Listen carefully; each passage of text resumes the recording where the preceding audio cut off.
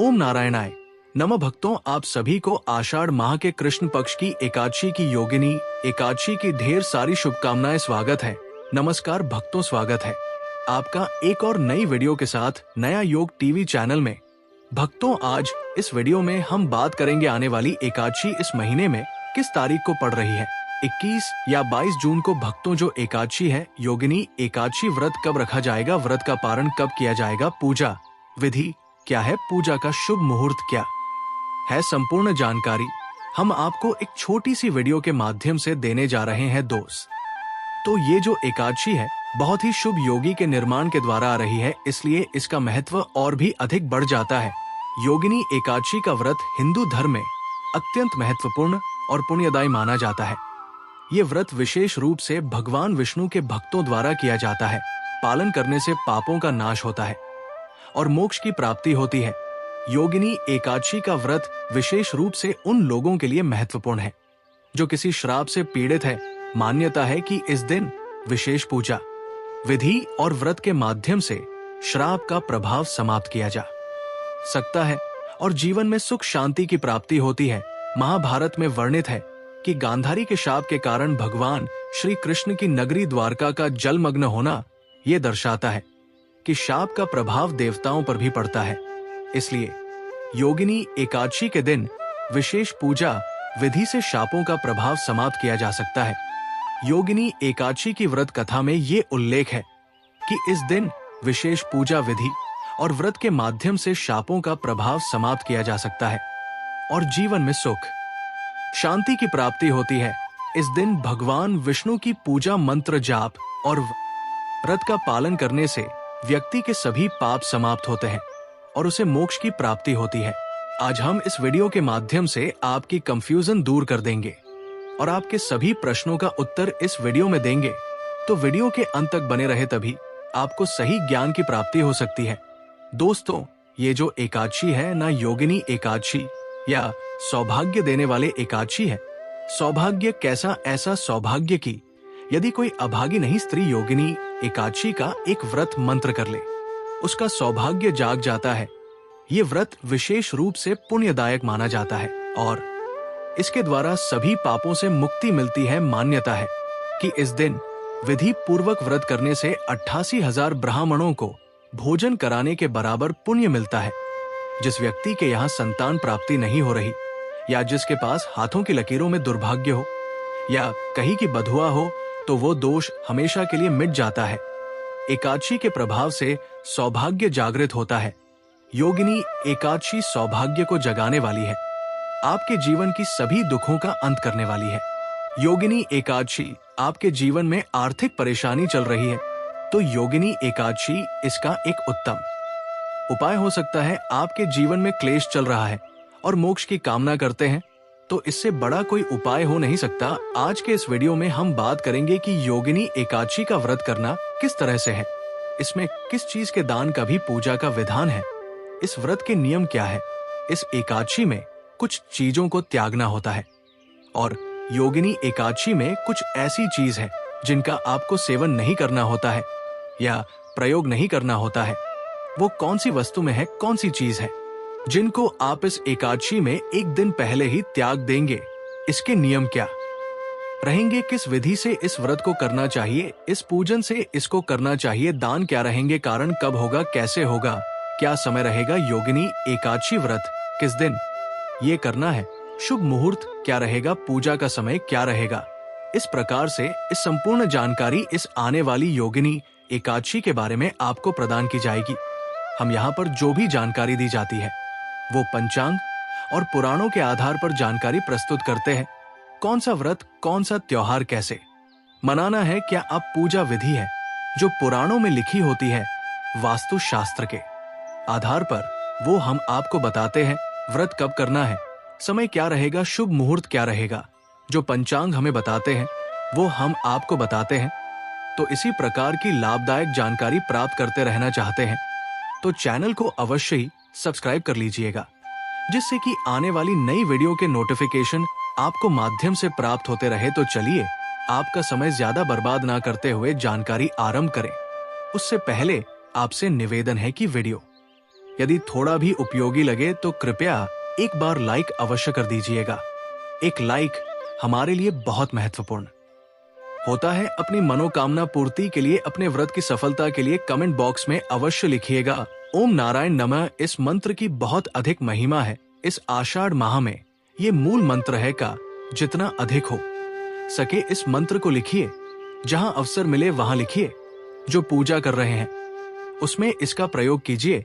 तुलसी को जल दे रहे हैं, बोलिए ओम नारायण। पीपल को जल दे रहे हैं, बोलिए ओम नारायण। नम पूजन कर रहे हैं, स्नान कर रहे हैं, एक ही मंत्र का जाप कीजिए ओम नारायण नमः। कमेंट कर रहे हैं तो लिखिए ओम नारायण नमः। जितना अधिक लिखेंगे, जितना अधिक बोलेंगे इस पूरे आषाढ़ माह में उसका कई हजार गुना पुण्य आपको प्राप्त होगा। ये पुराने की बात है। जानकारी आरंभ करते हैं। बात करते हैं आने वाले एकादशी के बारे में। प्रथम अर्थात आषाढ़ माह के कृष्ण पक्ष की एकादशी होगी और इसका नाम होगा योगिनी एकादशी। ये वह एकादशी है जो आपके जीवन का दुर्भाग्य मिटा सकती है। किसी एकादशी के बारे में जो पुराणों में वर्णन मिलता है ना, वो यही मिलता है कि ये योगिनी एकादशी वो एकादशी है जो इस दुनिया में सर्वाधिक पुण्य देने वाली है। किस प्रकार से पुराणों में सबसे बड़ा दान क्या है? कन्यादान। और अन्य दान से बड़ा कोई भी दान पुराणों में नहीं बताया गया है। मान्यता है कि इस दिन विधि पूर्वक व्रत करने से 88,000 ब्राह्मणों को भोजन कराने के बराबर पुण्य मिलता है। हमारे सनातन धर्म, हिंदू धर्म की बात करें तो सबसे बड़ा दान अनुदान है। इससे देवता, मनुष्य और पितृ तीनों को रण तृप्त और प्रसन्न किया जा सकता है। इसीलिए इसको महादान और सबसे बड़ा दान कहते हैं। ये होता है कन्यादान। आप जानते हैं योगिनी एकादशी का एक व्रत करने से आपको 1000 कन्यादान करने का फल प्राप्त होता है। जितना अनुदान और कन्यादान दोनों को मिलाकर फल आपको प्राप्त होगा उतना केवल 1 वर्ष में एकादशी आपको कहूंगा कि योगिनी एकादशी के दिन खोलकर कीजिए। भगवान का पूजन कीजिए, विधि से पूजन कीजिए, विधि से कथा श्रवण करिए और विधि से व्रत कीजिए। ये व्रत आपके इस जीवन के संकट को तो दूर करेगा ही, परलोक को भी सुधरेगा। ये वो व्रत नहीं है कि केवल परलोक में आपका काम आएगा, नहीं, ये इस लोक में भी काम आएगा। अर्थात यदि आप विधि योगिनी एकादशी का पूजन विधान से करते हैं तो आपका सौभाग्य जागृत होगा। आपके जीवन में जो भी परेशानियां चल रही होंगी, चाहे वो आर्थिक परेशानी चल रही है, चाहे वो शारीरिक परेशानी चल रही है, मानसिक परेशानी, ग्रह क्लेश चल रहा है, किसी से लड़ाई झगड़ा चल रहा है या काम ठीक से नहीं चल रहा है, व्यापार, नौकरी आदि की परेशानी है, जो भी जीवन में परेशानी है ना, उसका हाल ये वर्तनी व्रत को विधि से कीजिएगा, विधान से कीजिएगा, नियम से कीजिएगा। इस योगिनी एकादशी के नियम अन्य एकादशी दर्शियों से थोड़े अलग हैं। वो नियम आपको बताए जाएंगे। वो ऐसा नहीं है कि मैं अपने आप कुछ बता दूंगा। जो लिखा है पुराणों में वही आपको मैं आप बताने जा रहा हूं। आप बात करते हैं कि इस योगिनी एकादशी का पूजन अपने कैसे करना है, साथ ही इस एकादशी के नियम क्या रहेंगे और साथ बताएंगे कि इसका कर्तव्य करना कब है। एकादशी को जो व्रत करते हैं या योगिनी एकादशी को व्रत जो भी करने वाले हैं उन्हें दशमी तिथि से त्याग कर देना चाहिए। कुछ ऐसे कार्य हैं जो नहीं करना चाहिए, जैसे कांसे से के बर्तन में भोजन करना। ये आप दशमी तिथि को ही अर्थात व्रत के 1 दिन पहले ही बंद कर देंगे। व्रत के 1 दिन पहले से आपको कांसे के बर्तन में भोजन नहीं करना चाहिए। मांस वगैरह आदि का सेवन तो आप सभी जानते नहीं करना चाहिए। मसूर की दाल नहीं खानी चाहिए, चने की दाल नहीं खानी चाहिए, आंख हरी सब्जियां नहीं खानी चाहिए। गोंडा का साथ जो आता है, चना का साथ नहीं खाना है, गोंडा का साग नहीं खाना है, मधु अर्थात शहद प्रयोग नहीं करना है। अब आप कहेंगे गुरुजी शहद अगर प्रयोग नहीं करना है तो पंचामृत कैसे बनाएंगे? पंचामृत में आप शहद के स्थान पर गंगा जल मिला दीजिएगा। दूसरे का अन्य आपको दशमी तिथि को ही त्याग कर देना है। योगिनी एकादशी पर आपको दूसरे का अन्य नहीं खाना है। 1 दिन पहले भी, दशमी तिथि को दूसरी बार भोजन भी नहीं करना है। दशमी तिथि को ही भोजन भी एक ही समय करना है। दोपहर के बाद अन्य ग्रहण नहीं करना है। और स्त्री प्रसंग अर्थात ब्रह्मचर्य का पालन भी आप 1 दिन पहले ही आरंभ कर देंगे कि वो नियम है जिनका पालन आपको अवश्य रूप से इस आने वाली योगिनी एकादशी के व्रत में करना चाहिए। और व्रत वाले दिन की बात करते हैं तो व्रत वाले दिन आपको पान नहीं खाना चाहिए। यदि किसी की आदत है पान खाने की, दुकान, गुटखा आदि, उसको व्रत में नहीं खाना चाहिए। ये व्रत को खंडित करता है। दातुन नहीं करना चाहिए। जो आप मंजन प्रयोग करते हैं ना, ये मंजन भी प्रयोग नहीं करना चाहिए, क्योंकि इसमें भी या तो नमक आता है या केमिकल आता है। दूसरे की निंदा नहीं करनी चाहिए, दूसरे की चुगली नहीं करनी चाहिए, और पापी मनुष्यों के साथ तो आपको बातचीत भी नहीं करनी चाहिए। सब त्याग देना चाहिए। क्रोध नहीं करना चाहिए। मिथ्या भाषण का त्याग कर देना चाहिए। और व्रत वाले दिन अगर भोजन की बात करें, आहार की बात करें, तो फल आहार का सेवन करना चाहिए। तेल और अन्य तथा नमक, ये तीनों ही चीज इस दिन वर्जित बताई गई है। इनका सेवन भी आपको नहीं करना चाहिए। ये वो वस्तुएं हैं जिनका आपको परित्याग करना है। अर्थात में का प्रयोग और बंद कर देना है दशमी तिथि से। और जो एकादशी वाली चीज है कि योगिनी एकादशी को क्या नहीं खाना है, वो हमने आपको बताई है कि इसका व्रत पूजन कैसे करेंगे। तो योगिनी एकादशी के व्रत वाले दिन वृद्ध को सूर्य उदय से पहले अवश्य उठ जाना चाहिए। वहां चल रहा है, वैसे तो संभव हो स्नान कीजिए, क्योंकि आषाढ़ स्नान की महिमा बड़ी अद्भुत है। दोस्तों, स्नान की महिमा इतनी अधिक है कि इसका जो पुण्य है ना, वो कार्तिक स्नान से भी 1000 गुना अधिक है, और उसको ज्यादातर लोग जानते नहीं है। और इसका कारण भी भगवान श्री हरि विष्णु का एक श्राप है कि ये कहे कि भगवान श्री हरि विष्णु का एक वचन है जो उन्होंने यमराज को दिया था कि महिमा, इसका पुण्य सभी मासों में सर्वोत्तम है। यदि आप कार्तिक स्नान को या कार्तिक मास को सबसे उत्तम समझते हैं तो ये आपकी भूल होगी। एक बार उसे वीडियो को सुनिएगा जिसमें हमने पद्म पुराण से पूरा विवरण निकाल कर ले आपके लिए कि किस प्रकार से भगवान विष्णु स्वयं इस मानस के बारे में वर्णन कर रहे हैं, और क्यों इस मास की जो महिमा अर्थात इसकी जो जानकारी है, ये हम लोगों के बीच में वो कम होती जा रही है। इसका कारण क्या है? कलयुग में इस मास के बारे में अधिकतम लोग जानते नहीं है। इसकी महिमा, इसके महत्व को नहीं जान पा रहे हैं। इसका कारण क्या है, ये उसे वीडियो से ज्ञात होगा। परंतु यदि आपने इस वीडियो के माध्यम से इसकी महिमा को समझ लिया तो आप छोड़ ही नहीं पाएंगे। इस आषाढ़ मास में स्नान दान होने के कार्य करना कितना अधिक पुण्य है। साहब, वर्णन आता है कि यमराज स्वयं भयभीत हो गए आषाढ़ माह के पुण्य को। जब पृथ्वी वालों ने प्राप्त करना शुरू किया था, उनका पूरा नरक रोग खाली हो गया, यमलोक खाली हो गया। यमदूतों को कोई मिलता नहीं था, क्योंकि सब असत स्नान करके अपने पाप धो लेते थे। तब वो रोते हुए पहुंचे विष्णु भगवान के पास के प्रभु, आपने ये क्या मानस बनाया है? ये तो 7 पीढ़ी के जो पुराने जीव मेरे यहाँ नर्क में पड़े थे, उनके साथ में पीढ़ी में आकर स्नान कर लिया। आपका पैसा आपका, और वो वहां से तृप्त हो गए। मेरा तो काम ही बंद हो गया। बड़ा ही रोचक प्रसंग है, इसको अवश्य सुनिएगा। तो एकादशी वाले दिन आपको सूर्योदय उठाना है। उठने के बाद स्नान आदि करके अपनी पूजा स्थल के साथ सफाई कीजिए, और पूजा स्थल पर सामग्री एकत्र करके आसन लगाकर बैठ जाइए। बात आती है कि सामग्री में हमें क्या क्या चाहिएगा, तो सामग्री नोट कर लीजिए। सामग्री में आपके पास होने चाहिए भगवान श्री हरि विष्णु की कोई प्रतिमा या तस्वीर। माधव रूप की अगर तस्वीर आपके पास हो, प्रतिमा हो, तो बहुत उत्तम रहेगा, क्योंकि वो साथ में दोनों ही एकादशियों पर आपको भगवान के माधव स्वरूप का पूजन करना चाहिए। एक चौकी पीला वस्त्र, रोली मोली पान, सुपारी, लौंग, इलायची, धूप में पुष्प की माला, खुले पुष्प चित्र, जानू, तांबे का एक लोटा, ये सामग्री आपको आवश्यक होगी। साथ ही पंचामृत बनाने के लिए कच्चा दूध, दही, घी, शहद और शक्कर, ये 5 चीज पंचामृत बनाने के लिए। क्योंकि एकादशी व्रत है, इसमें शहद प्रयोग नहीं होगा, तो उसके स्थान पर गंगा जल की सारी वस्तुएं आप एकत्र कर लीजिए। सामग्री एकत्र कर लीजिए। तांबे का लोटा लीजिए, उसे बच्चों से मांझिए और उसमें पहले गंगा जल भरिए, फिर उसमें शुद्ध जल भर लीजिए। आसन लगाकर बैठ जाइए और पूजन आरंभ कीजिए। एक पुष्प से सभी सामग्री पर और स्थान पर पहले चींटे दीजिए। इसका लाभ ये होगा कि इससे जो स्थान है, जो सामग्री है, वो सभी पवित्र हो जाएगी। चींटे दीजिएगा। हम मंत्र पढ़ते हैं, ओम पवित्र हो, पवित्र एवं श्रवण व्यास मेरे तो कुंडली कक्षा ही हो।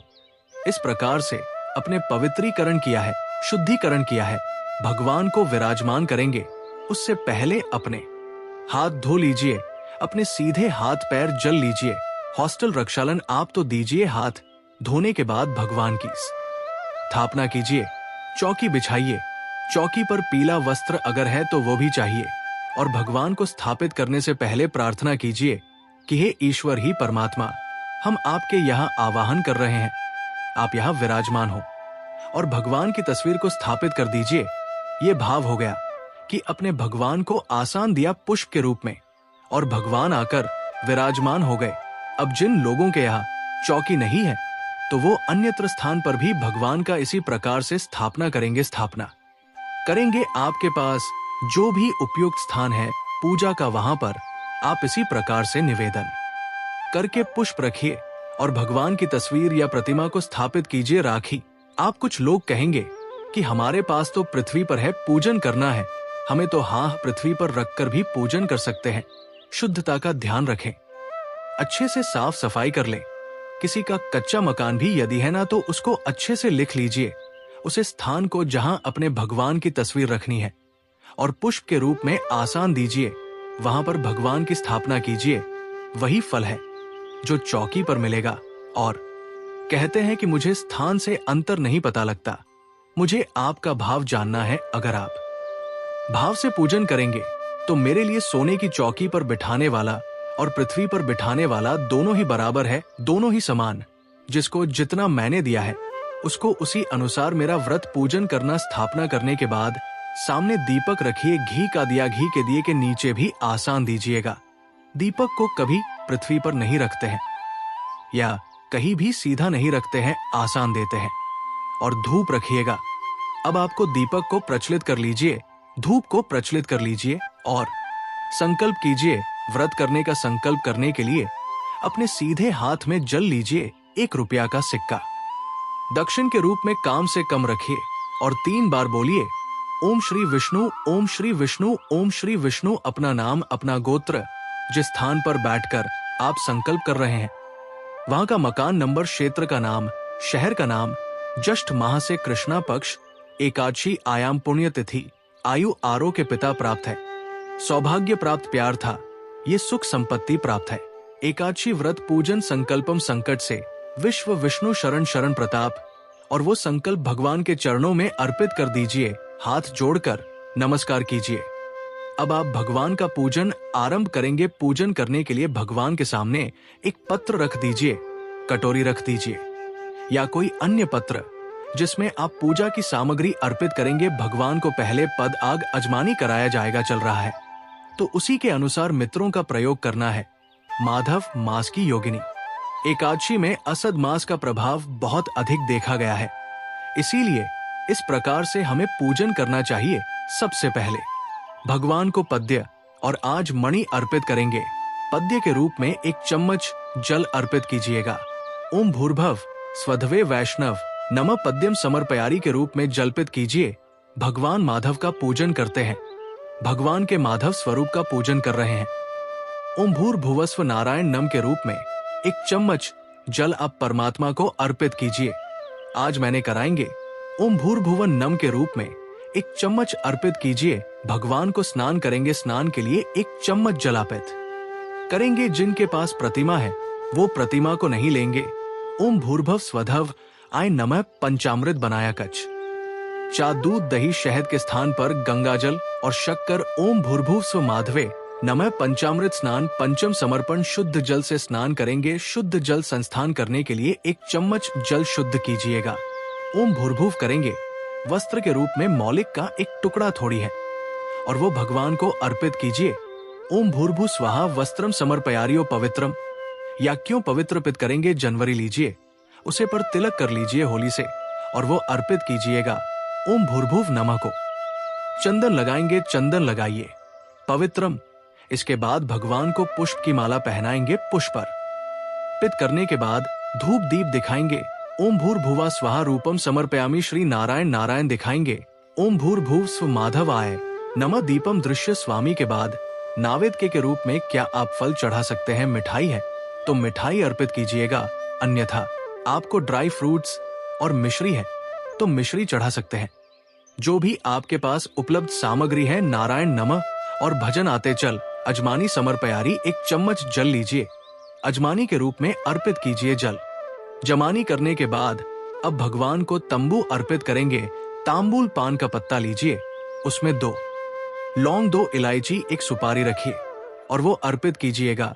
ओम भूर्भुस्वराय नमः अर्पित करने के बाद दक्षिण अर्पित कीजिए। भगवान को प्रेम से ओम भूर्भुस्वराय नमः शिवाय ओम समर्पयारी शुभ दक्षिणा अर्पित कीजिए। दक्षिणा अर्पित करने के बाद हाथ जोड़कर भगवान को नमस्कार कीजिए। भगवान से प्रार्थना कीजिए कि ये परमेश्वर, आज के दिन हमने आपका ये योगिनी एकादशी का पूजन किया है, हम व्रत कर रहे हैं, इस पूजन को आप स्वीकार करें और इस व्रत को हम अच्छे से कर पाए इतनी हमें शक्ति प्रदान करें। उसके बाद अब आपने कहा, सुनी है एकादशी का महत्व सुनना है। एकादशी की कथा YouTube पर सुनते समय ध्यान रखिएगा कि YouTube पर बहुत सारे चैनल किसी भी कथा को किसी भी नाम से चला देते हैं, तो सही चैनल चुने और सही कथा सुनने आपका चैनल जिस पर आप ये वीडियो देख रहे हैं एक वास्तु शास्त्र पर का चैनल है और यहाँ पर हम सही कथाएं सुनते हैं जो उसे मृत के लिए बने होते हैं। तो सही कथा सुनने के लिए चैनल को भी सब्सक्राइब कीजिए अगर नए हैं तो, और बेल आइकन के निशान को अवश्य दबाइएगा, तभी आपको सारी वीडियो प्राप्त होंगे। सब्सक्राइब करने के बाद एक बेल का निशान बना हुआ आएगा, उसको दबा दीजिएगा। वीडियो आपसे छुट्टी जाएंगे। साथ में विष्णु सहस्त्र नाम आपको सुनना चाहिए, कथा विष्णु सहस्त्र नाम और नारायण कवच, और ये तीनों ही चीज हम प्रत्येक एकादशी पर अपलोड करते हैं। इसका लाभ लीजिएगा, फिर भगवान की आरती कीजिएगा और नियमों के अनुसार दिन को व्यतीत कीजिएगा। नियम हमने आपको बताए हैं कि दिन में आपको व्रत वाले दिन सोना नहीं चाहिए। पारण वाले दिन आपको सूर्योदय से पहले उठ जाना चाहिए। उठने के बाद स्नान आदि करके स्वच्छ वस्त्र धारण करके पारण की पूजा करेंगे। पारण की पूजा करने के बाद आप पुष्पांजलि करेंगे, जो कि क्षमा प्रार्थना होती है, किसी भी व्रत पूजन के लिए सफलता के लिए बहुत आवश्यक होती है। वो पुष्पांजलि और क्षमा प्रार्थना करेंगे। भगवान को पारण का भोग लगाएंगे, ब्राह्मण को दान आदि देंगे और उसके बाद व्रत का पालन करेंगे। वीडियो में बताते भी हैं, तो उसको आप अवश्य देखिएगा। यहाँ आपको बता दें कि अब आपको व्रत करना कब है और पारण करना कब है। योगिनी एकादशी 2025 में 21 जून शनिवार को मनाई जाएगी। ये व्रत विशेष रूप से भगवान विष्णु की पूजा और शापों के निवारण के लिए किया जाता है। व्रत तिथि और पारण व्रत तिथि 21 जून शनिवार, पारण तिथि 22 जून 2025 रविवार। प्रातः काल पारण का समय सूर्योदय के बाद होता है, जो स्थान विशेष के अनुसार भिन्न हो सकता है। आपके स्थान शिवपुरी मध्य प्रदेश के लिए सूर्योदय का समय लगभग 5:30 के आसपास होगा, इसलिए पारण का समय 5:30 से 6:30 के बीच उपयुक्त रहेगा। शुभ मुहूर्त और अभिजीत मुहूर्त। शुभ मुहूर्त व्रत के दिन विशेष पूजा के लिए शुभ समय सूर्योदय से पूर्व का समय होता है, जो लगभग 5 बजे से 5 मिनट के बीच होता है। अभिजीत मुहूर्त दिन के मध्य का समय होता है, जो लगभग 12 बजे दोपहर से 12:05 के बीच होता है। ये समय विशेष पूजा और हवन के लिए उपयुक्त माना जाता है। पूजा विधि: एक प्रातः काल उपटन और स्नान करके स्वच्छ वस्त्र पहने 2 मंदिर में पूजा घर के मंदिर में दीपक लगाकर भगवान विष्णु की पूजा करें। 3 व्रत कथा योगिनी एकादशी की व्रत कथा का श्रवण या पाठ करें। 4 मंत्र जाप एयूएम नमो भगवते वासुदेवाय मंत्र का जाप करें। 5 फलाहार व्रत के दौरान केवल फलाहार करें और पूरी तरह से संयमित रहें। व्रत के लाभ: शापों का नाश होता है, पापों का नाश होता है और पुण्य की प्राप्ति होती है। भगवान विष्णु की कृपा से जीवन में सुख शांति आती है, मोक्ष की प्राप्ति होती है। यदि आप इस व्रत को विधि पूर्वक करना चाहते हैं तो अपने नजदीकी मंदिर या पंडित से मार्गदर्शन प्राप्त कर सकते हैं। दोस्तों, अगर आपको ये जानकारी योगिनी एकादशी के बारे में जानकारी थोड़ी भी अच्छी लगी हो तो कृपया लाइक अवश्य कीजिएगा, क्योंकि आपका एक लाइक हमारे लिए बहुत ही महत्वपूर्ण होता है और हमारा वीडियो बनाने का जो मनोबल होता है ना, वो बहुत अधिक बढ़ता है। इसके लिए हमारी टीम और ज्यादा मेहनत करती है और आपको इसी प्रकार की जानकारी छोटी सी वीडियो के माध्यम से हमारा नया योग टीवी चैनल आपको प्रदान करता है। इसलिए चैनल पर नए तो चैनल को सब्सक्राइब जरूर ही कर लेना, ताकि इसी प्रकार की और भी ज्ञानवर्धक जानकारी आपको हम सीधे नोटिफिकेशन के माध्यम से प्राप्त कर सके। वीडियो के अंत तक बने रहने के लिए आप सभी का धन्यवाद दोस्तों। मिलते हैं नेक्स्ट वीडियो में, तब तक के लिए नमस्कार।